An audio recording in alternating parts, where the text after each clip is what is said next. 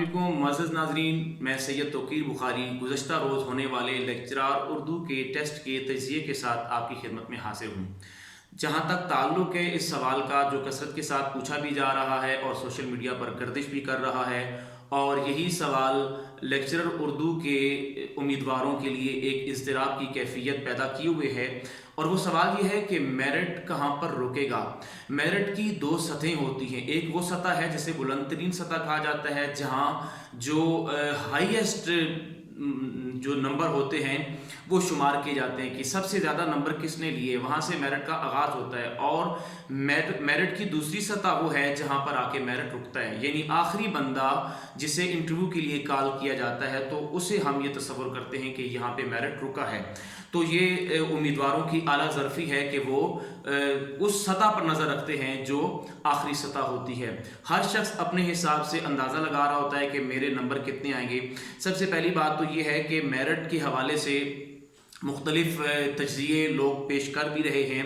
मेरा अपना ज़ाती नुक्ता नज़र ये है कि जिस लिहाज से पेपर बनाया गया था, क्योंकि जो मेरिट है उसकी दो बुनियादें हैं। एक बुनियाद है टेस्ट की नौइयत के टेस्ट कैसा था, आसान था या मुश्किल था, इससे वाज़ेह होता है कि मेरिट कहाँ पर रुकेगा। और दूसरी चीज़ होती है असामियों की तादाद। दो हवालों से देखा जाए तो लेक्चरर उर्दू मेल और फीमेल दोनों का एक ही टेस्ट बनाया गया था, और ये बात बहुत खुशाइन थी।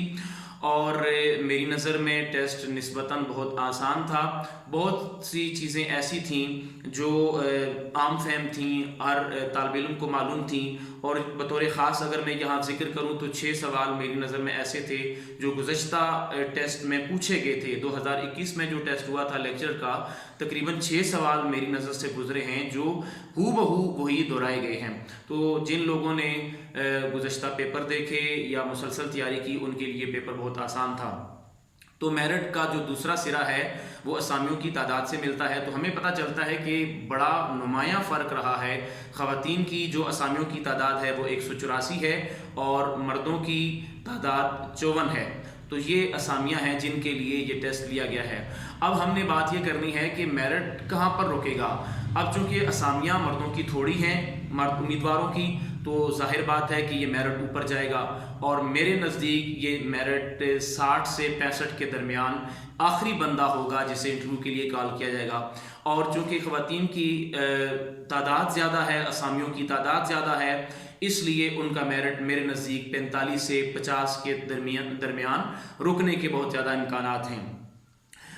अच्छा, इसमें वो लोग बहुत कामयाब रहेंगे जिन्होंने तसलसल के साथ पढ़ा है, जिन्होंने पिछले साल टेस्ट दिया था और उनको ये मालूम था कि दोबारा असामियाँ आएंगी, और उन्होंने तसलसल के साथ अपनी तैयारी जारी रखी। उनके लिए ये टेस्ट बहुत आसान था और यकीनन उनके नंबर भी ज़्यादा आएंगे और हक भी बनता है कि उन्हें ज़्यादा नंबर मिलने चाहिए। इसके अलावा जिन लोगों ने पिछली दफ़ा टेस्ट पास किया वो इंटरव्यू में गए और किसी वजह से उनका नाम इंटरव्यू में नहीं आ सका, और उसके मान बाद चूँकि असामियों का ऐलान किया गया, इसलिए वो बहुत बेहतर तौर पर तैयार भी थे टेस्ट के लिए भी, इंटरव्यू के लिए, तो उनके लिए ये टेस्ट बहुत आसान था। कुछ बातें जो बुनियादी हैं जो उम्मीदवार पूछते रहे हैं, जिनकी बुनियाद पर मैं आज की आपकी खिदमत में हाजिर हुआ हूँ, कि बहुत सारे सवाल ऐसे थे जो उम्मीदवारों के लिए बेचैनी का बायस बने हैं और उन पर अभी तक बहस व मुबाहिसा जारी है, और उम्मीदवारों के नज़दीक उनमें इबहम पाया जाता है।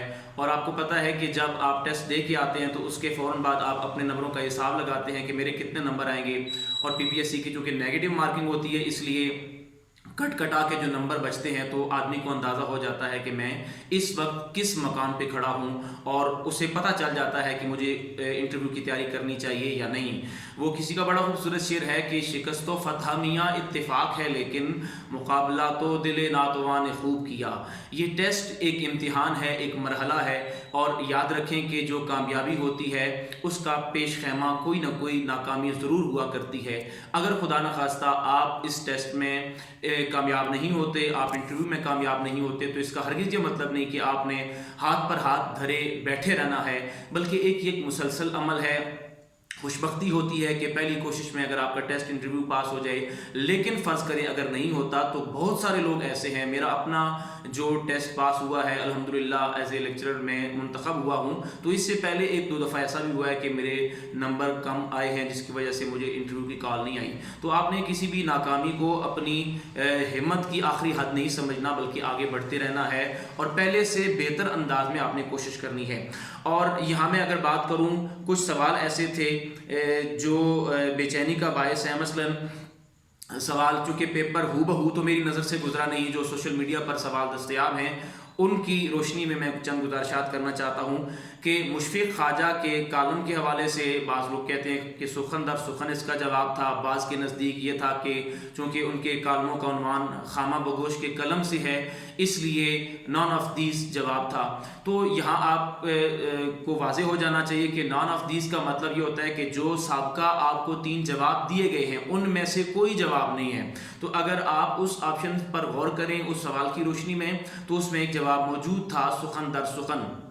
دیکھیں مشفق خواجہ کا جو کلمی نام تھا، کلمی نام ایک مختلف چیز ہے اور کالموں کے مجموعے کا نام مختلف چیز ہے. ان کا کلمی نام تھا خامہ بگوش اور ان کے کالموں کے 4 مجموعے ہیں، جن میں سے ایک مجموعہ ہے خامہ بگوش کے قلم سے اور دوسرا مجموعہ ہے سخن در سخن، اسی طرح سخن ہائے گسترانہ اور سخن ہائے ناگفتنی. یہ ان کے مجموعے ہیں 4 کالموں کے. تو اب سوال کی نوعیت پر منحصر ہے کہ سوال کیا تھا. اگر تو سوال تھا کہ کس کلمی نام سے وہ کالم لکھتے تھے تو وہ جواب تھا خامہ بگوش، اور اگر یہ تھا کہ ان کے کالموں کے مجموعے کا نام کیا ہے تو پھر وہ تھا سخن در سخن. خامہ بگوش کے قلم سے درست ہے، لیکن چونکہ آپشن میں نہیں تھا اس لیے اس کا موضوع جواب تھا اس کا سخن در سخن. اب دوسرا سوال جو بہت بنیادی سوال ہے اور اس پر بڑے دلچسپ تبصرے بھی کیے جا رہے ہیں خواتین کی جانب سے بھی مردوں کی جانب سے بھی کہ غزل کے معنی کیا ہیں. اب دیکھیں یہ سوال گزشتہ ٹیسٹ میں بھی آیا تھا. معنی کی 2 قسمیں ہوتی ہیں، ایک ہے لغوی معنی اور ایک ہے اصطلاحی معنی. اب یہ آپ پر منحصر ہے، آپ بہتر بتا سکتے ہیں. آپ خود چونکہ امتحان میں بیٹھے ہوئے تھے، سوال کیا تھا؟ سوال کیا یہ تھا کہ غزل کے لغوی معنی کیا ہیں، یا سوال تھا غزل کے اصطلاحی معنی کیا ہیں؟ تو ہمیشہ آپ جب غزل کی تعریف پڑھیں گے تو اس میں آپ کو نظر آئے گا کہ غزل کے لغوی معنی ہیں عورتوں سے باتیں کرنا، اور اصطلاحی معنی ہیں کہ حسن و عشق کی کیفیات بیان کرنا. اب چونکہ آپشنز میں اگر یہ تھا کہ عورتوں سے باتیں کرنا، عورتوں کے متعلق باتیں کرنا، تو یہ ایک بڑا دلچسپ سوال بھی تھا اور اس کا جواب بھی واقعی یہ ایک گھمانے پھرانے والا سوال تھا کہ شروع سے پڑھتے چلے آ رہے ہیں لوگ کہ عورتوں یا عورتوں کے متعلق باتیں کرنا. یعنی بہت ساروں کے نزدیک یہ دونوں جواب درست تھے، لیکن میری نظر سے فرہنگ آصفیہ، فرہنگ عامرہ، نور اللغات اور فیروز اللغات، یہ 4 مستند لغات ہیں. فیروز اللغات پر اعتراضات کیے جاتے ہیں. بہرحال چونکہ ایک سوال کی وضاحت درکار ہے اس لیے میں نے اس کا ذکر کر دیا کہ ان 4 میں اگر آپ خود دیکھتے ہیں تو آپ کو کہیں پر یہ جواب نہیں ملے گا کہ عورتوں کے متعلق باتیں کرنا. ان میں یہی جواب ہے عورتوں سے باتیں کرنا، عورتوں سے گفتگو، عورتوں سے بات چیت. جبکہ فرہنگ تلفظ میں لغوی معنی عورتوں سے باتیں کرنا یا عورتوں کے متعلق باتیں کرنا درج نہیں ہے. اسی طرح ایک بڑا دلچسپ سوال یہ تھا کہ حجب کے کیا معنی ہیں. اب سوال کی نوعیت پر منحصر ہے. دیکھیں حجب وہ صنف سخن ہے جس میں کسی کی برائی کی جاتی ہے شعر کی صورت میں. اگر تو اس میں آپشن موجود تھا کہ شعر میں کسی کی برائی بیان کرنا یا شعر میں کسی کو برا بھلا کہنا تو یہ جواب بالکل درست تھا اور یہ موزوں تھا. اور اگر یہ جواب اس میں نہیں تھا تو پھر اس کا موزوں ترین جواب تھا ذم. مدح و ذم ایک دوسرے کی ضد ہیں. مدح تعریف کے معنی میں آتا ہے اور یہ قصیدے کا وصف ہے. قصیدے میں کسی کی تعریف بیان کی جاتی ہے، جبکہ حجب میں کسی کے عیب بیان کیے جاتے ہیں، لہٰذا اس کو ذم کہا جاتا ہے. بہت سارے امیدواروں نے اس کا جواب تان و تشنیع لکھا ہے، تو میں ان کی خدمت میں عرض کرنا چاہتا ہوں کہ اس کے لیے اصطلاح استعمال ہوتی ہے واسوخ، یعنی وہ صنف سخن جس میں کسی پر تان و تشنیع کیا جاتا ہے، چلی کٹی باتیں سنائی جاتی ہیں اور کسی پر طنز کیا جاتا ہے اس کو واسوخت کہتے ہیں. اگر شعر میں کسی کا عیب بیان کیا جائے تو اسے حجو کہتے ہیں، اور حجو کا جو مترادف لفظ ہے وہ ضم ہے. تو یہ سوال تھے.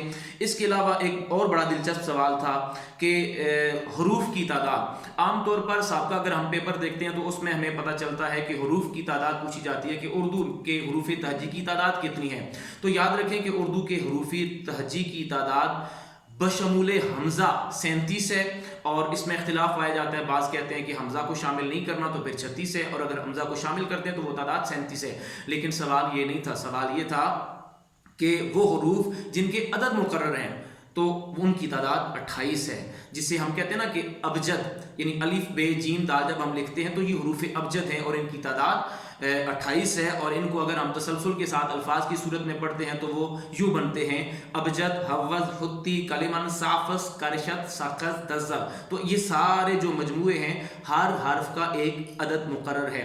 تو یہ کچھ سوال ایسے تھے جنہوں نے پیچیدگی پیدا کی امیدواروں کے لیے.